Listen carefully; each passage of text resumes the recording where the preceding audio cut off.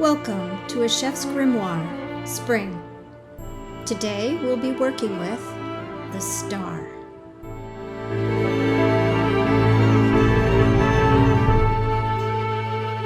Here we are with the Major Arcana page. In all my videos, I start with this page so we can see where we are in the journey. This is the Fool's Journey broken into 3 lines. If you've not seen a video with me before, I do this so we can know, again, where we are. We have the Fool here, and the Fool is who takes the journey through the 3 lines. The 3 lines are conscious, subconscious, and superconscious. This line is made up of these 2 lines. So we've done videos on all of these cards up until what we're doing today, which is the star card. So star card is numbered 17, and we'll get into all of the history, symbolism, and the juicy bits of the card. I like to do that in the first, say, half hour of the video.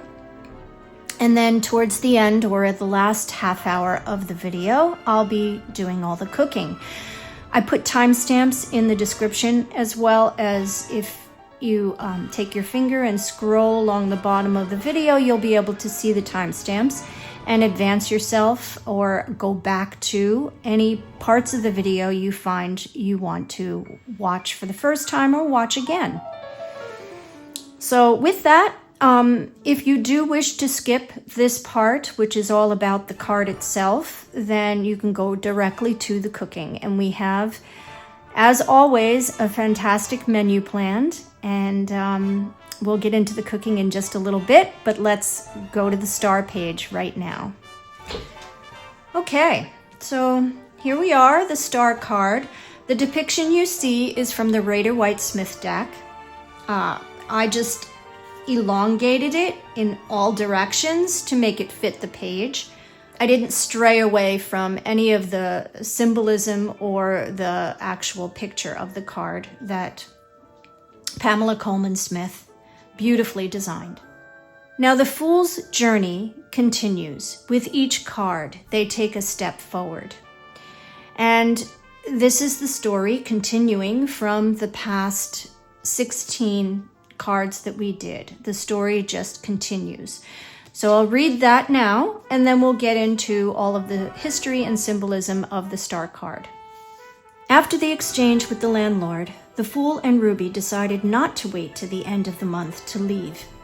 "Let's leave tonight," said the Fool. On the road, they made a comfortable bed atop the roof of the car, staring at the stars and discussing what the future may bring. "So much has happened in such a short period of time. My head is spinning," said Ruby. "I know," answered the Fool. "I feel the same. I'm a different person somehow. I feel more stable and more confident that everything is going to work out. For the first time, I'm looking towards the future and shaping it in the way that I want, instead of life just happening to me. I'm starting to be a participant in the process." "What is it that you want, Fool?" asked Ruby. "I want a life where I can be present and really experience moments rather than throw them away because I'm in a rush or thinking of other things. I'd like to live near the ocean so I can be reminded that nature is powerful. The ocean's vastness and unpredictability makes one feel humbled and somehow aware of the knowledge that there's a higher being above us, guiding us, and always looking out for our well-being," the Fool said dreamily. "I've never been to the ocean," Ruby replied, "but I see the stars almost every night, and I think the same thing. When a rainstorm brings lightning and thunder, shaking the world, I wonder if we will all fall with the next blow. But somehow, we are all still here. The storms come and go, and we are all still here." The There was a long pause of consideration. Breaking the silence, Ruby asked, "When we get to our destination, what do you think we will do?" "Well, I think I need to get a job," the fool exclaimed sternly. "I'd like to be a park ranger. I love being in nature." "Why didn't you pursue that career before now?" asked Ruby. "I was too busy living life, exploring, and being carefree. But I know now that I lacked purpose and clarity." The fool paused. "But I'm glad I had the past I did, because it brought me to the here and now, and I met you, Ruby." Ruby smiled. "I'd like to work with children. I love their innocence and curiosity." "That sounds like the perfect job for you," said the fool. They both stared at the night sky, watching the stars and dreaming of the new life they both see the glimmer of in their mind's eye. Here we are, the beautiful star page. Now, if we go back to the past two cards prior to the star, the Devil, and then the Tower, this is like a breath of fresh air, right? The darkness, the void, is cleared, and it's so vibrant, right? Just as Ruby said, the storms have passed and we're all still here. That's what this card is all about. It's that pause. It's that calm after the storm. So let's learn a little bit more about the history and symbolism. The zodiacal association of this card is Aquarius, and the planet is Uranus with the element of air. Now, numerology, we have 17. 1 plus 7 equals 8, and 8 brings us back to the strength card. So we need the strength because we're going through those storms, and our strength and resilience brings us through the storms, so we're still here at the star. Keywords for this card are hope, peace, ease, surrender, divine cosmic order.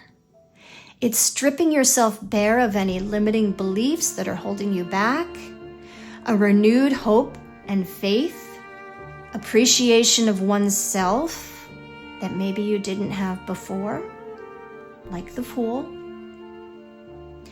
It's also thought of as a gift.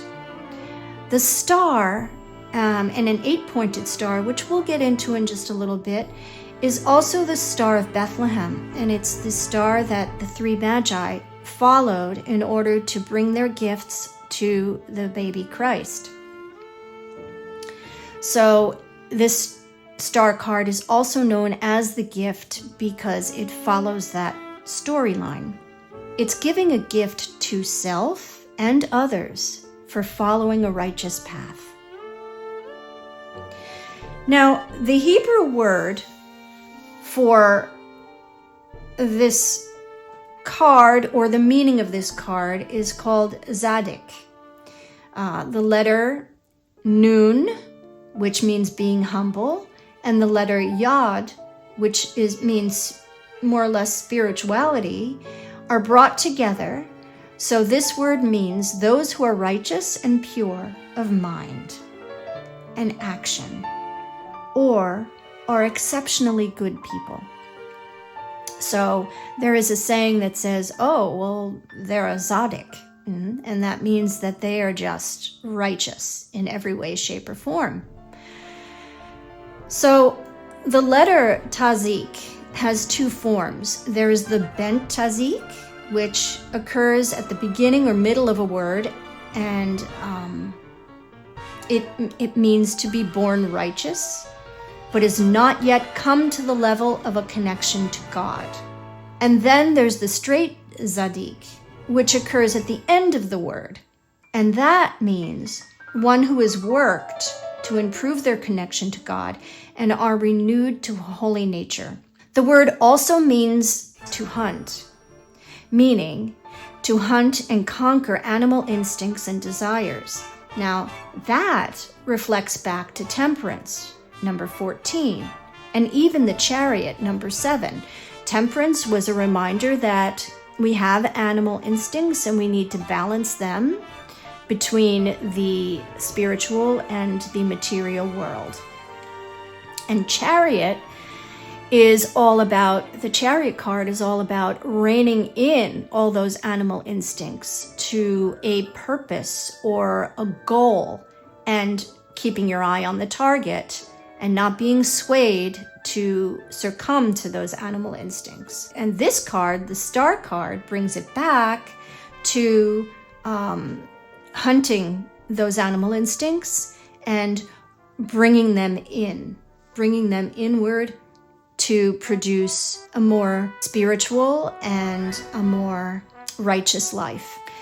Now there's a quote or a capture of one of the research paragraphs that I want to read here. It's, "Stars have perpetually held a captivating allure for humanity. These celestial entities have not merely fueled our scientific explorations, revealing their diverse classifications and intricate life cycles, but have also ignited the creative flames of art, poetry, and mythology, enduring as timeless symbols of hope and beauty." In a paragraph, that's exactly what this card means. So we'll get into a little bit of history of stars, right? In this picture from the Waiter-Wright Smith deck, we have 8 stars, the big one, and then there's 7 white little quote-unquote stars. But they're all 8-pointed stars. Now, the color yellow is a connection to the divine, while the white is limitless possibilities. Now, as we talked about with the numerology, 1 plus 7 equals 8. But it goes back to the number 17, where 8 is not only strength, but on its side is the infinity symbol, and it goes back to 17 being cyclical. Round and round and round. So when before the storms come, we have the star. The storms come, we have the star. The storms end, we have the star. So constantly, it's cyclical. Hope is cyclical. Now, the number 8, which this 17 breaks down to, and the 8 stars, is also a reference to the 8th house in astrology. And that house's meaning is transformation, intimacy, mysteries of life, themes of death, shared resources, deep emotional connections, personal growth, and spiritual evolution. Now, the 8-pointed star, it holds immense cultural and religious significations across various historical contexts. It symbolizes celestial entities like the moon, sun, planets, stars, and comets. And its origins trace back to ancient Mesopotamia, particularly Babylon, where it was closely associated with the goddess Ishtar. Now, Ishtar is a Babylonian goddess of love, fertility, and war. Duality, right? Duality of love and war. She is therefore capable of both creation and destruction, and one of the most powerful and revered deities to the Babylonian people. The star of Ishtar is also associated with the planet Venus, which is also known as the morning star. Now, in paganism, our 8-pointed star was Inanna's most common symbol. In Christianity, the octagram, 8-pointed star, has been linked to concepts of regeneration and new beginnings. The Star of Bethlehem, which we talked about just before, was the 3 magi that followed the star to the Christ child in order to bring gifts and honor the new king. In Buddhism, the 8-pointed star represents the eightfold path taught by the Buddha. So the versatility of this symbol has made the octagram a cross-cultural emblem with varied spiritual and symbolic interpretations. So that's the history of our 8-pointed star. It's pretty darn huge, right? Now we're going to get into the symbolism on the page. First and foremost, outside of the actual star, we see a naked woman. Now this woman, as we just talked about in the history of the star, could be Ishtar or Inanna or even Venus. Arthur Waite, who created this deck, states that the woman is the great mother in the Kabbalic Sephra, Bina, on the Tree of Life. This is the highest physical aspect of the feminine and superior understanding. And that goes back to Tzadik, our symbol over here. Now, our woman is kneeling, and the symbolism around kneeling, well, we kneel when we take communion. In kneeling to take communion, it's a symbol or our way of showing that we understand there's a higher power, right? Divine sees the effort of the work of your labor. That's the bent woman. So when you bend, usually you're bending over to pick something up, pull out weeds. You're doing something that involves labor when you kneel down. If it's not in a way to receive communion or something like that. But in physical acts, day to day, when you kneel down, you're usually doing something of labor. And this symbolism around the kneeling means that the divine knows that your labor that you're investing is worth the effort and will provide you with whatever you're looking for in going through the effort. It may take time, but you will be rewarded. So it's putting in the effort for a positive outcome. It's a message of hope. And remember, we talked about the Tzadik being 2 different types. There's the bent Tzadik and there's the standing or the upright Tzadik. So interestingly enough, the way this symbol is shaped, if we turned it around, we would see almost the same pictorial depiction of the word Tzadik, its symbol here, and our kneeling woman. Now our woman is staring at the water, so she's staring at her reflection. And our reflection shows what we project to it.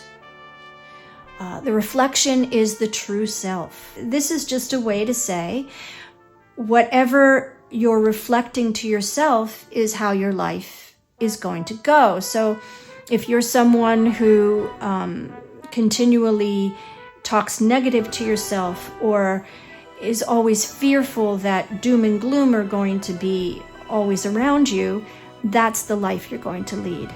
However, if you smile at life, life will smile back. The energy you put into something is the energy you will get back.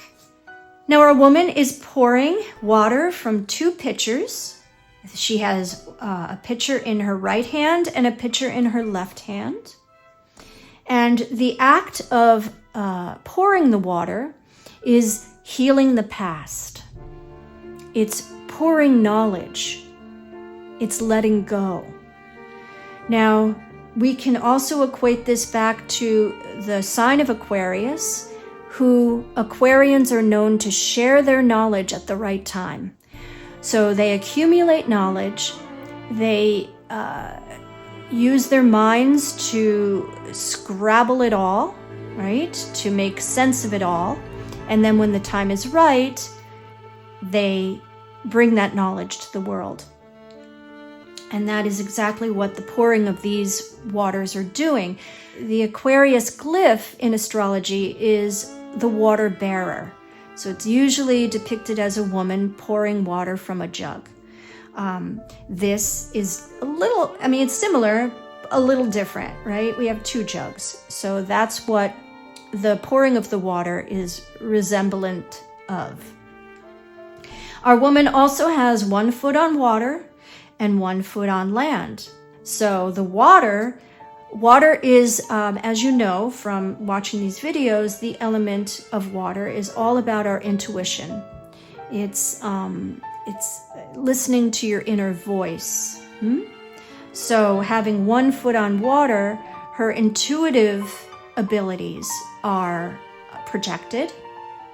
And having 1 foot on land is the mastery over the mundane. So 1 foot on land is us rooted to the earth.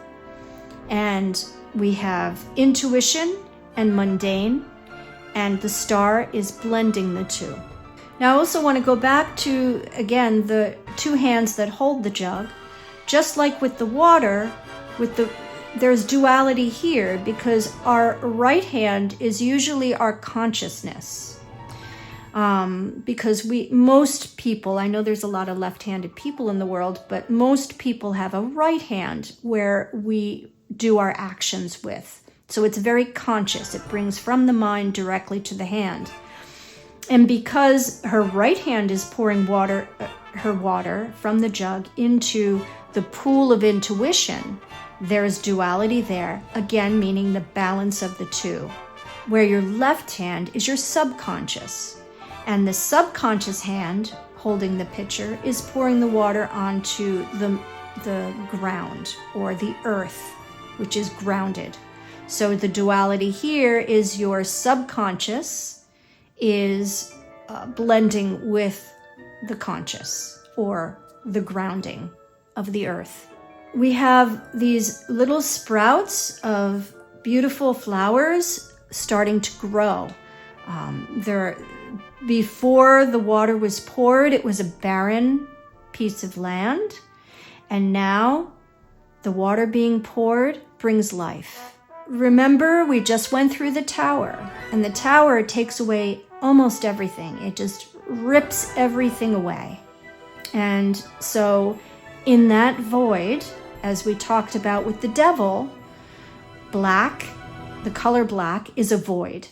And you have to decide when the void is there, how you're going to fill it.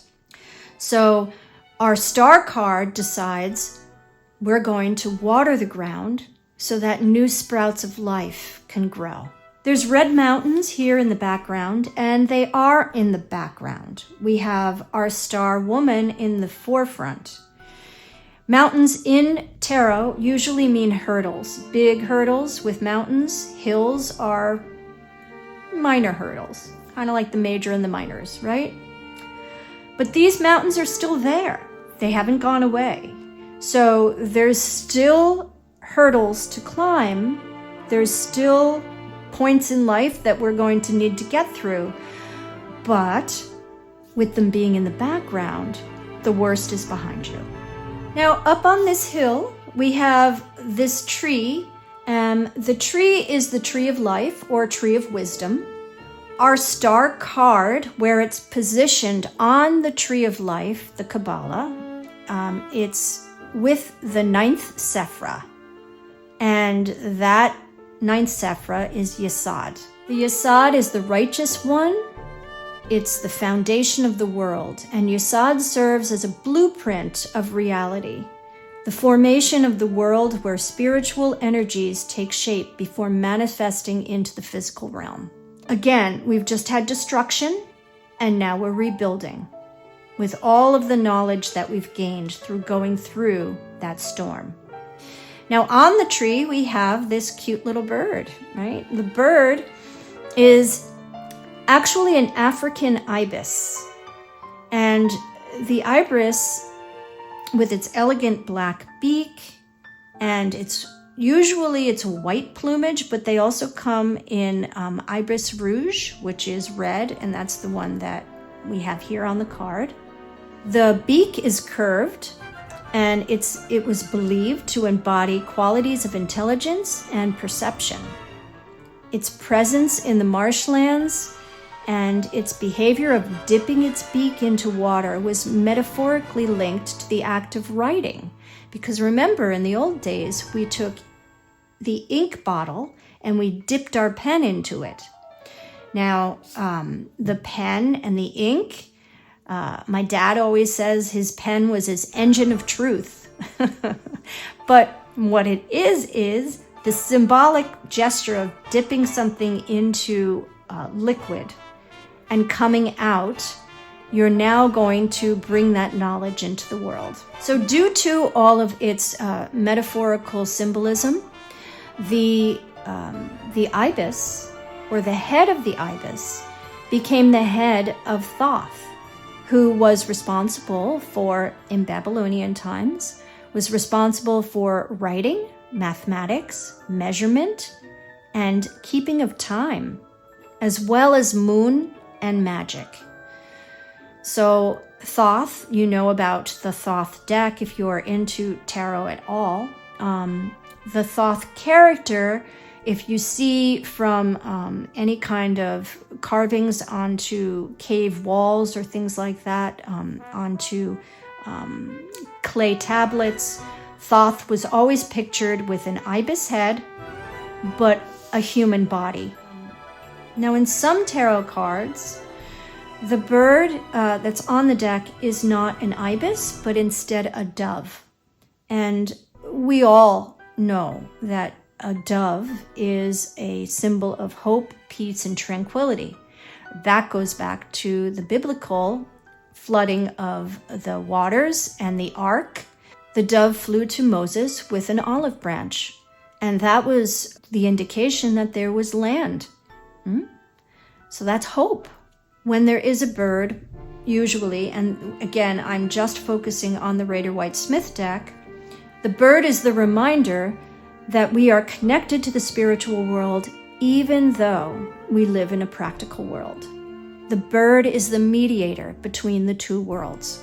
So having gone through all of the symbolism, the numerology, the fool's journey, we're pretty hungry, right? So it is time to now talk about our menu. Now I put together a menu from this card, and I'm not gonna lie, this one was tough. It was tough to figure out what to meal plan for this card. But I decided, well, we have our beautiful woman with 1 foot on water and 1 foot on land. So to me, that's perfect for a surf and turf. So that's going to be our main dish, surf and turf, and I'm putting it over mashed cauliflower. We are also doing a layered jalapeno cheddar star biscuit. So now we're going to bring in the stars. And a star Ravini cake sprinkled with stardust. Let's get cooking. Our mise en place for the biscuits consists of flour, cheddar cheese, cream cheese, buttermilk, a jalapeno, baking powder, salt, and cubed butter. We're going to break down this jalapeno, and I advise if you have sensitive skin to wear gloves when doing this. We're going to cut off the top, and then we're going to cut down and through the pepper to expose the seeds inside. Now I'm going to do what's called a fillet of the inside seeds and the ribs. Just fillet on one side, fillet on the other, carefully, and pull it out. And now we're going to do the same thing with the ribs. Every once in a while, tapping the pepper to get any seeds out. And do that with both halves. Now we're going to julienne the pepper by slicing it lengthwise into thin strips.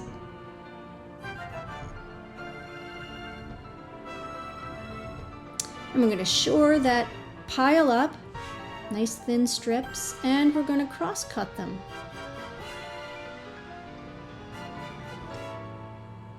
You're going to do this with both peppers. If you like a spicy biscuit, add another jalapeno. To a food processor, we're going to add our flour, baking powder, and salt. And we're going to pulse it a couple times just to get the flour aerated. Then we're going to add our shredded cheddar cheese. A nice sharp cheddar is what you want here. And all of the cubed butter. It's cold, so you want to add, most of these ingredients are cold. Now we're going to turn the machine on, again only pulsing, don't turn it on full blast. And you're pulsing to incorporate all of the butter until you've got like a shaggy dough.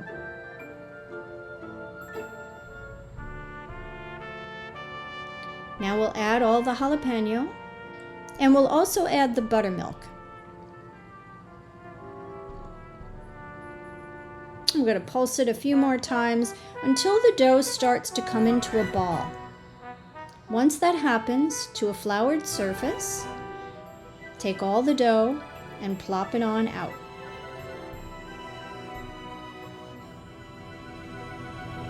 Now what we're looking to do is to make a square that's about 1 inch thick.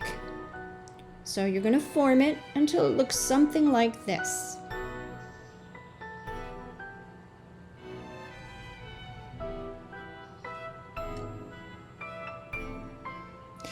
Now with a bench scraper, I'm going to cut this square into 4 little squares. Just eyeballing, make sure that you got as even as possible.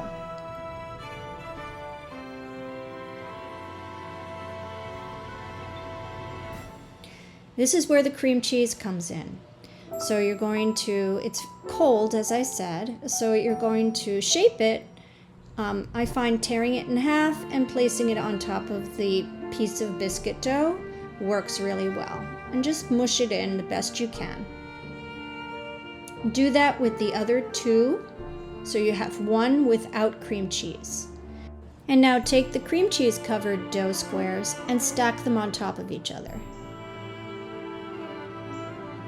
The last one is going to be the one dough square without the cream cheese. A little more flour, and you're going to flatten this into a rectangle or square that's about 1 inch thick. This dough is super supple, so you can just do it with your hands. Now I have this star that I made, and I'm going to use it to cut out my shape for the biscuit. All this that's left, I'm going to cut into what would normally be the biscuit. So they're going to look like little wedges once I'm done.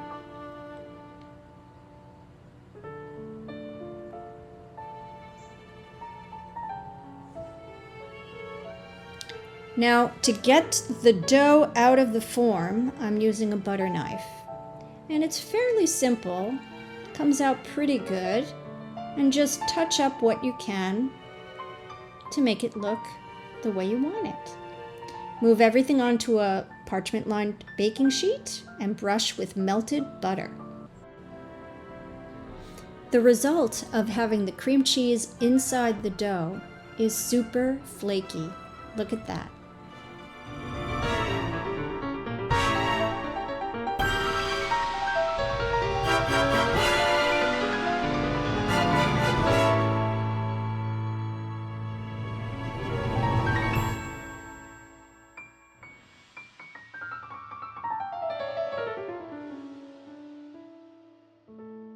All right, guys, I am super excited. We're sous videing.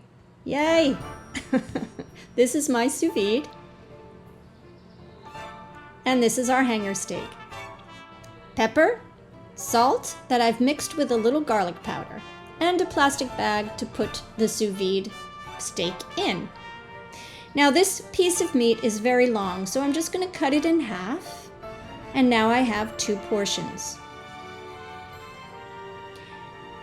You want to season your meat very well before putting it into the sous vide, because remember, the steak is going to be basically marinating in whatever you put it in. Normally, I would season one side and then sear the seasoned side in the pan, seasoning the second side while it's in the pan. But for the sous vide, I'm seasoning both sides very well.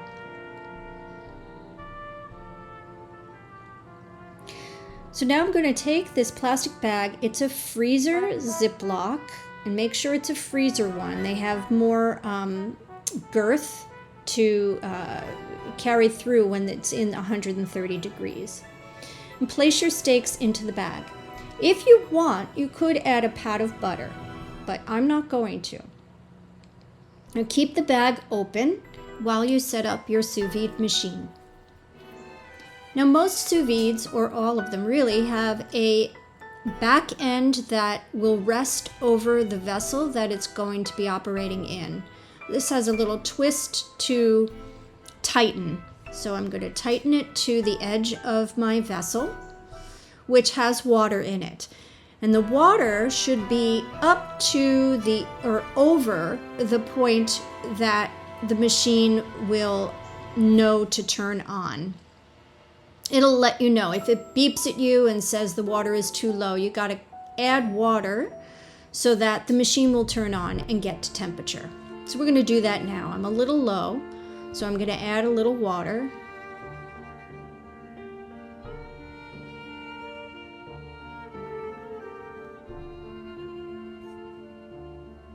And that should do the trick.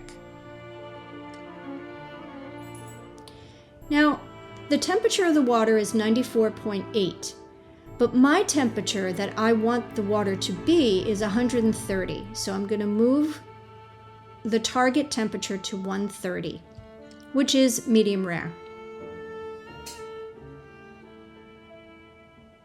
Once that's set, we'll see that the temperature of the water right now is 94.6. But my target is 130. So the machine will go back to what the temperature of the water is, and you'll just see it start to climb.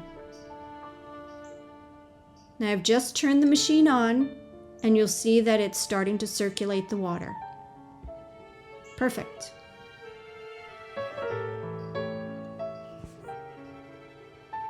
So now that we've reached our target temperature, I'm going to take the steaks. Remember, we didn't seal the bag. I'm going to use the water submerge method to close up the bag. So I'm going to slowly submerge the bag into the water. And the pressure from the water is closing the bag, sealing it. And once it gets to the bottom, I'm going to just seal the top. You know you've done a good job when the steak stays submerged in the water and doesn't rise to the top once it's closed.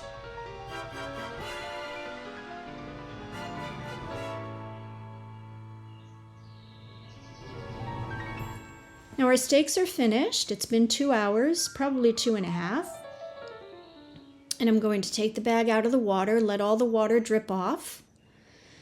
And then we're going to move the steaks to a sheet pan that's lined with a rack.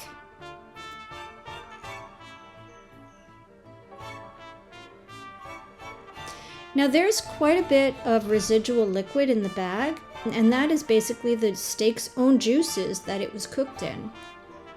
It's very flavorful. You could use it to deglaze your pans once, if you were making a pan sauce or something like that.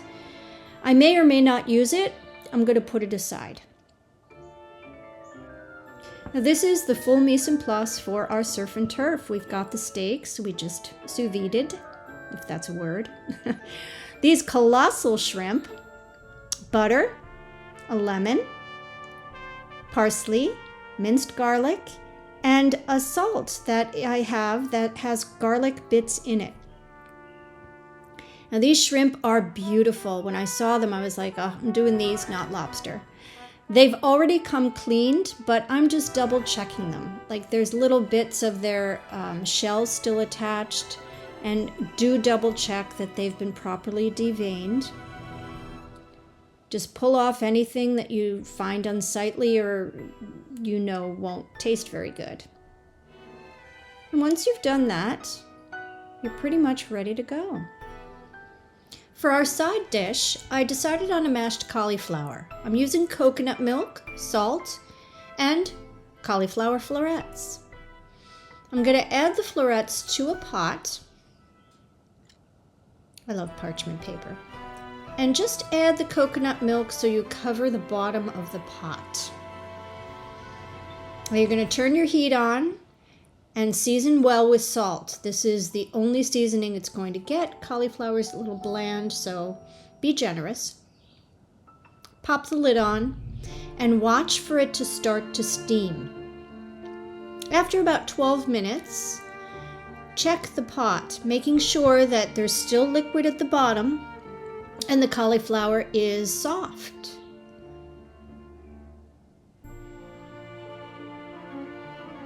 We're going to strain out the cauliflower now. This is an important step. You don't want it soupy. You want it looking like mashed potatoes.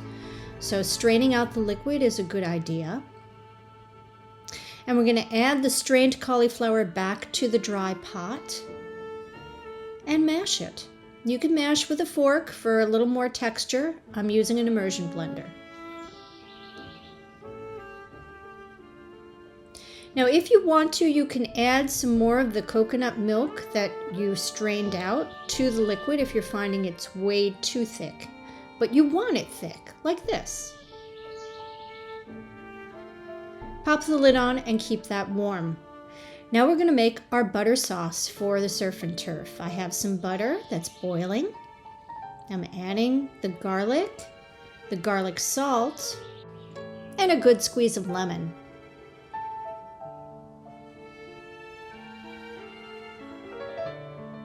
Now lastly, I'm going to add a nice pinch of parsley, and this sauce is good to go. You're just going to keep it on low. Now we're going to sear off the steaks. Remember now, the steaks are cooked. I'm going to start with a avocado oil, which is a high heat oil. My pan was hot before I added the oil. And we're going to add the steaks. Now, you're only going to sear them about 30 to 45 seconds per side. This is where a really hot pan comes in handy. You're just looking to char the outside. This is where the presentation will look more desirable. Now, after about a minute and a half, you're ready to take these babies out of the pan. Just check them over, make sure they're seared well on all sides, and out they come.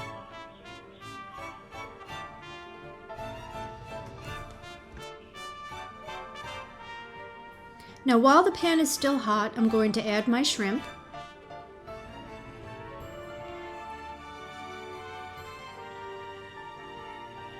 And I'm going to add a little bit of the garlic butter sauce that we made. The pan is hot, so I expect the butter to burn a little bit. But if you keep the pan moving, it won't be as severe. The butter is going to help to really give that gorgeous crust to the shrimp. There it is. Nice. And just like the steak, maybe 30 seconds per side. My pan is screaming hot, so yeah. I like to test them just by pressing on them to see if they're firm. When they are, out they come. Now this is where you can use the pan juices from the sous vide steak. Just add it to the pan and let it boil and come to the consistency you like. And then you can pour it right over the steaks. Now, the other thing I love about sous vide is you don't need to let your steaks rest after they've come out of the frying pan. You could slice right into them because the cooking process is done. All you're doing is searing the outside.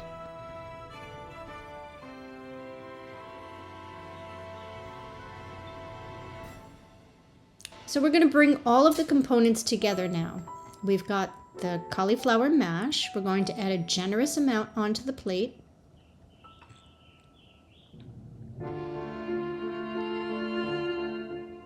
followed by the beautiful steak.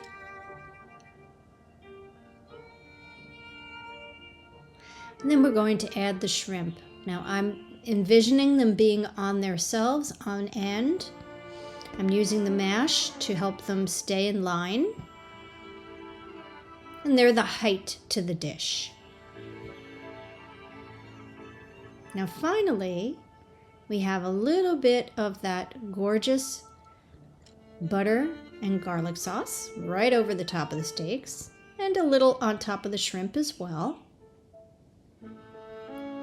Now for the crowning touch, the star biscuit. Perfect.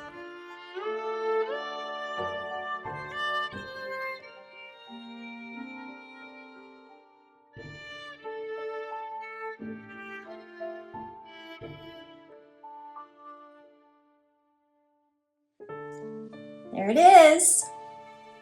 Surf and turf. 1 foot on land, 1 foot on water, right? Surf and turf basically means anything that's walking on earth or anything that swims in the ocean, right? On one plate. So I chose shrimp. Many people would do steak and lobster, which nothing wrong with that. That's amazing. Just for ease, and I found these colossal shrimp that I would like, well, you know, how can you go wrong, right? They're amazing. And of course, the star of the show, the jalapeno cheddar biscuit. That is gorgeous. Both sides, nice and golden brown. Now, of course, you're not going to give one of these this size to everyone that's at your dinner party. I wanted to make these extra large simply because in the card, the star is the star of the show. It's huge, right? It's enormous. I wanted it to be enormous. And there it is on the plate in all its glory. So let's give this baby a try. Of course, the steak, I cooked it to a medium rare. Now, that was 130 degrees in my sous vide, and it will take up to 2 hours. For what I did in my sous vide, the hanger steaks, they were kind of thin. They weren't super thick. So you could probably get away with an hour and a half. I went 2.5 hours simply because I was doing other things. But that's the beauty of a sous vide. You can leave it in there. I wouldn't leave it in longer than 4 hours, but you can leave it in there, kind of like your crock pot, right? I mean, just set it and forget it. And then when you're ready, you saw how quickly it sears in the pan. I mean, maybe 1.5 minutes, not even, for all sides. So, I don't know, 45 seconds per side if your pan is hot enough. Searing it that quickly, you won't disturb the doneness of the inside of the steak. Now, if the steak is too rare and you're finding you want it cooked more, of course, sear it longer. And that would take care of that. Let's try. Oh. Hanger steak is so good. Now, hanger steak is also called a butcher's steak or flap steak. You may see it named different things. There's actually, for a while, there was some kind of thing where they couldn't call it hanger steak for whatever reason. It was like copyright. I don't know. It was weird. But I would go to the store and I'd look at the piece of meat and I'd ask the butcher, I said, "This is hanger steak." And he says, "Yeah, but we can't call it that." I'm not sure why. But if you can't find hanger steak, you can go with any really tender steak. Filet mignon is a little too pricey these days, so you can go with a sirloin or even a top sirloin, a ribeye. You can do a ribeye. I mean, anything that is very tender, because the sous vide process adds to the tenderness of the steak, but it really should be tender to begin with before you start the sous vide process. Now, let's try some of the cauliflower mash. So I purposefully left the cauliflower mash very simple. Salt, that's it, not even pepper. Salt and the coconut milk. The coconut milk you use is very important. You want it to only have maybe 3 ingredients in it, right? Coconut, sometimes it's called coconut extract, which just means that it's the coconut meat that they process. Guar gum is usually the thickener that they use, but guar gum is natural. They use it a lot in ice cream as a thickener. So those are the 3 ingredients: water, coconut, and maybe some kind of thickener like guar gum. If there's anything else on the ingredients of the can of coconut milk, don't buy it. Won't be good. So you saw how I steamed in quite a bit of milk, and that's because I don't want the milk evaporating and then the bottom would burn. And the other thing that you must know about when steaming cauliflower the way I did is watch the pot. Like, don't stand there and watch it, but watch the pot. Do dishes, do whatever you're gonna do, but keep your one eye on the pot, because when it starts to steam and steam escapes from the top of the lid, turn the flame down to a low simmer and let it just continue cooking in that residual steam. And that way you won't burn the coconut milk at the bottom, especially if you have a thinner bottomed pan. Like my pans have pretty thick bottoms, so they insulate better. But the last thing you want to do is burn your coconut milk, because then the whole process is not going to work for you. The cauliflower will have bits of black in it. I've done this before, so I can tell you from experience. Plus it tastes really odd, so you gotta throw it away and start again, and it really doesn't, it's not good. So again, just keep your eye on the pot. When the steam starts to escape from the top, turn your flame down, you're good to go. I cooked the cauliflower for 12 minutes. And you saw how fork tender it was when I lifted the lid. If it's still tough, then just put the lid back on and let it continue to steam. I also strained out the residual coconut milk. And that's important if you want cauliflower that's very thick, like this, and looks like a mashed potato, versus being soupy. Yum. I wanted a vegetable with this dish because, you know, it's delicious and it's surf and turf. How can you go wrong? But I didn't want to do green beans. I didn't want to do broccoli. And I thought a mash, but I wanted the mash to be a vegetable because our carbohydrate is our lovely star that we're going to have right now. Take a little.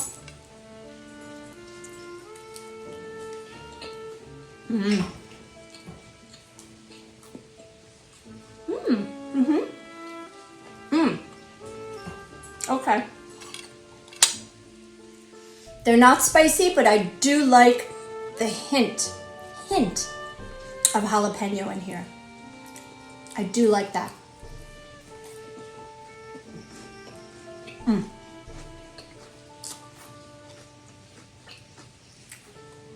Really nice. Okay, with this dish, last but not least, we're going to try one of these colossals.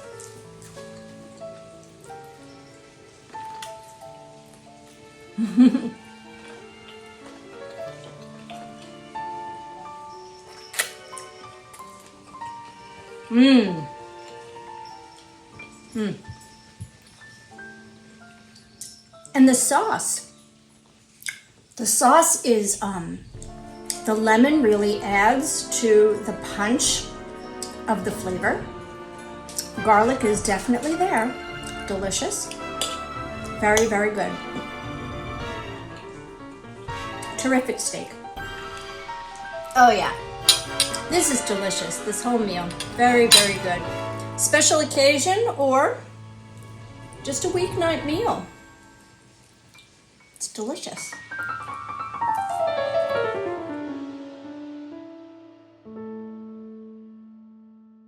Our ingredients for our Ravini cake are eggs, flour, semolina flour, baking powder, salt, butter, sugar, ground pistachios, and desiccated coconut.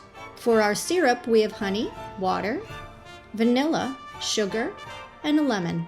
Now before you turn on your heat to the pan, you're going to add all of the simple syrup ingredients. It's more of a complex syrup. Simple syrup is usually just sugar and water, but we're adding honey, we're adding lemon, we're adding vanilla. Very flavorful.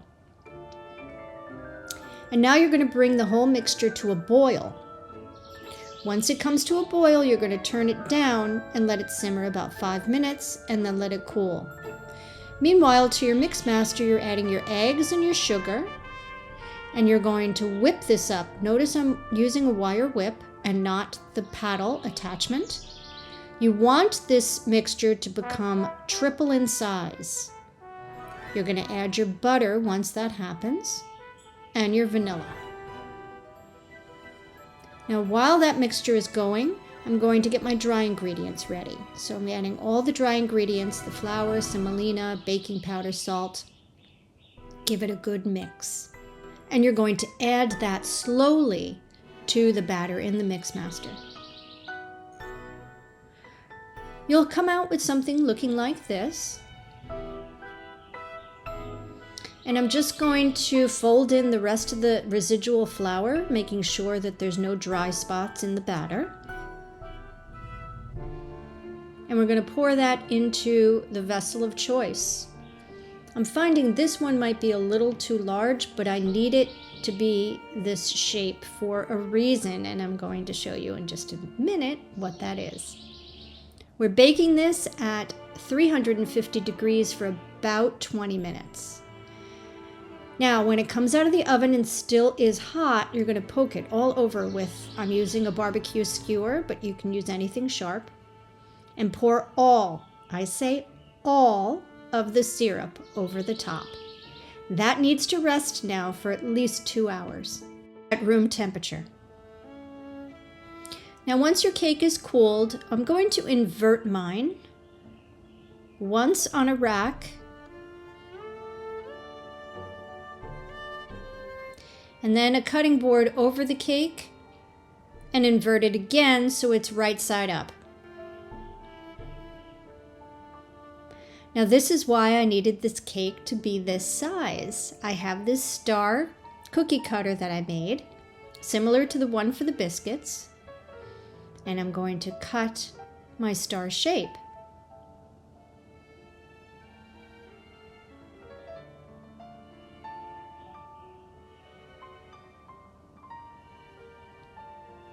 Now, just like the biscuits, I'm going to go around and take the pieces that I'm not going to use out of the cake, and then transfer my star to a beautiful platter. And we're going to decorate. I have the desiccated coconut. This is unsweetened.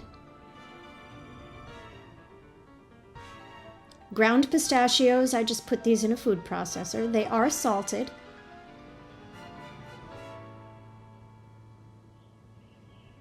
And for the crowning touch, a little sugar stardust.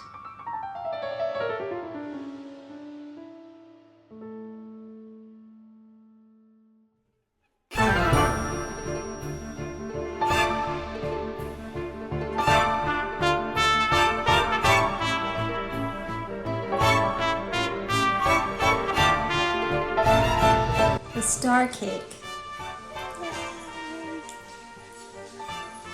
Oh, the smell of this cake is just incredible. It smells eggy, custardy. I'm quite excited about this one. Okay, so you bake it, and when the time is up, I tested it to make sure it was going to bounce back, and it felt really hard. And I was like, oh no, did I overbake it? Then you pour all that syrup over the top, and it soaks up the syrup. And when it comes out of the oven, it feels very dry, but it absorbs all of that syrup, which is why there's only a half cup of sugar in the whole cake. 1 cup of sugar and a 1/3 cup of honey in the syrup, which is poured over the top. So there's quite a bit of sugar in here, said and done. The coconut I used on top is not sweetened. I did that purposefully because I knew that, it's going to be a very sweet cake. You could also toast the coconut. I was going to, but then I thought, no, I like the white.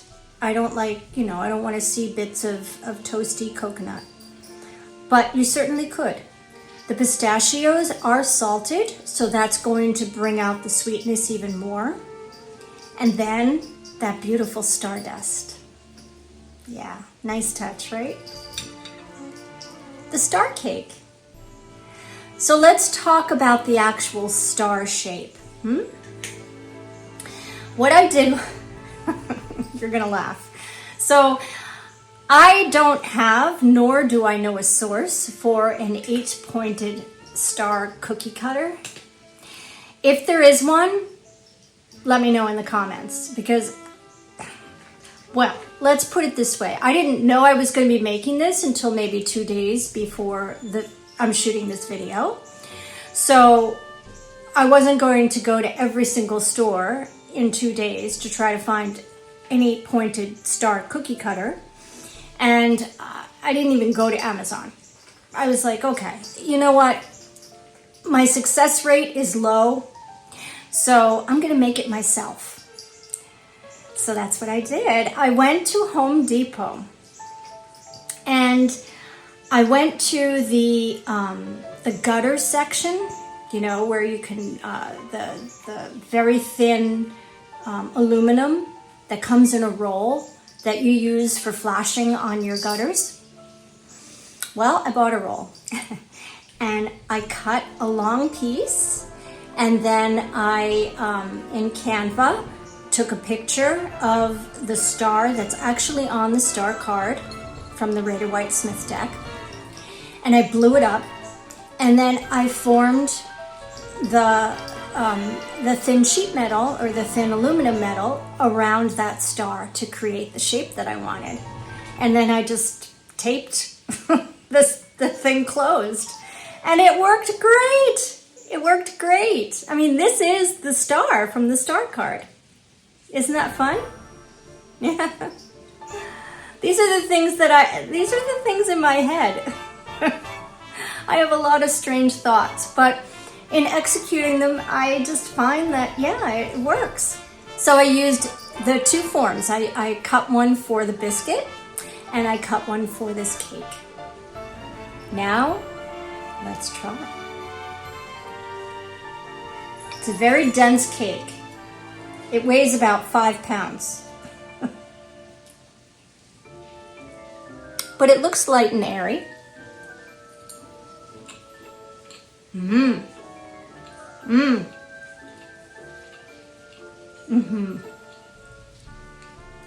It doesn't need sweetened coconut on top. There is a lot of sweetness in this cake. But yeah, I mean, for something that I really thought I overbaked and was super dense, it absorbed all of that syrup, and it's nice and tender and very moist.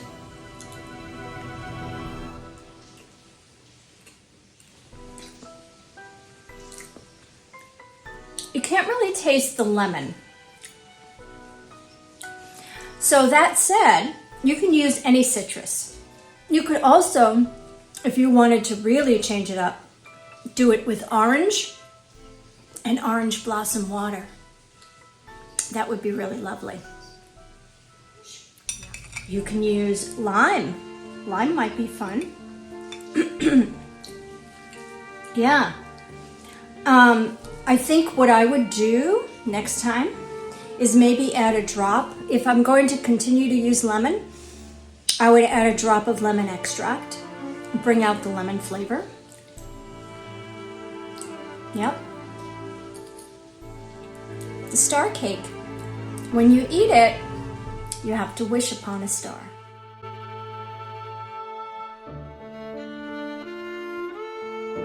Here we are in a beautiful, tranquil, peaceful setting. Maybe a second and a half ago, it could have been chaotic. It could have been doom and destruction and upheaval. But it's calm. We're in calmness.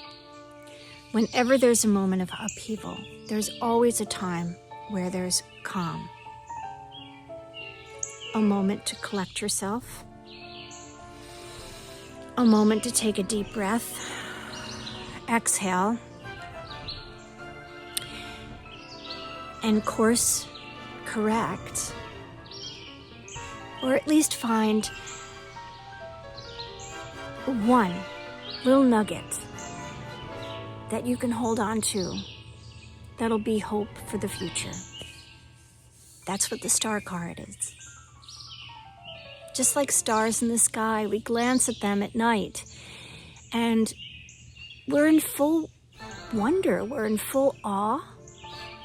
I mean, in our society, even where I live, which is fairly rural, I can't see the stars at night. There's too much light. We have a floodlight that floods our driveway. So the second I look up at the moon, I'm hit with that light. And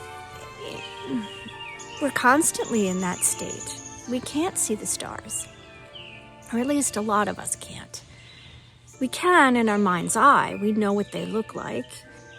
But if you've ever been in a situation where you can see the vastness of the sky in the night with all of the stars, it's incredible. And it really puts into perspective who we are as a human race. We're this big, itty bitty. So the star is there to remind you that there's always hope, no matter how dire the situation. And we talked about a little of this in the Tower card, but the star brings it home. And it reminds us that we are good. People are good.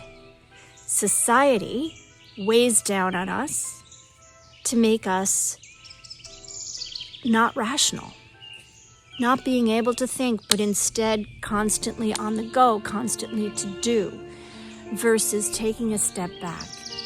If you sit in nothingness or a relaxation state, you're thought of as lazy. That's our society.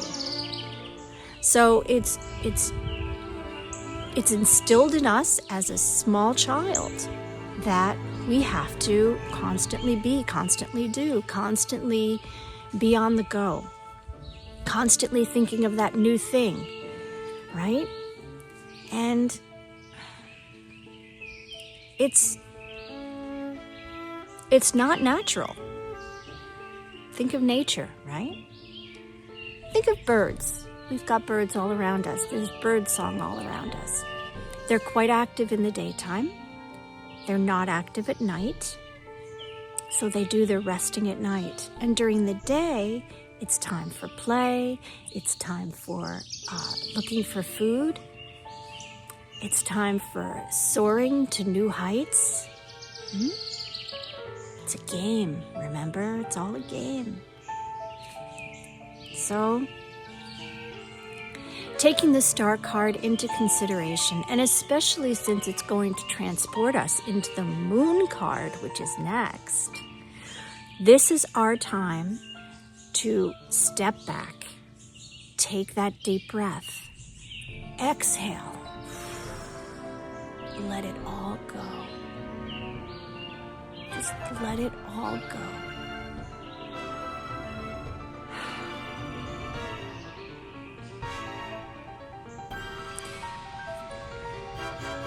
It's that moment in life where you take something in and you know at that moment what you've just witnessed or what you're currently focused and doing will be a memory that you will have for the rest of your life. Those are star moments. Moments that we take in and we know we're going to remember for the rest of our lives because we're in the moment. We're not thinking about tomorrow. We're not thinking about the past. We're not thinking, oh my God, did I do something wrong? We're not thinking, as our mind does, racing. Instead, we're completely present and completely focused on the event that's taking place. That's what nature does every day. So again, going back, it's society, our society. Take a deep breath, exhale, let it go. Let it go. We have more mountains to climb. In that card, in the depiction of the Rider-Waite-Smith star card, there's those red mountains in the background. And we still have a little bit of a hurdle to go before we reach the world. So this is our time. Take that deep breath. Wish upon a star. Know that something higher than you knows what you need and will provide it for you. See you next week.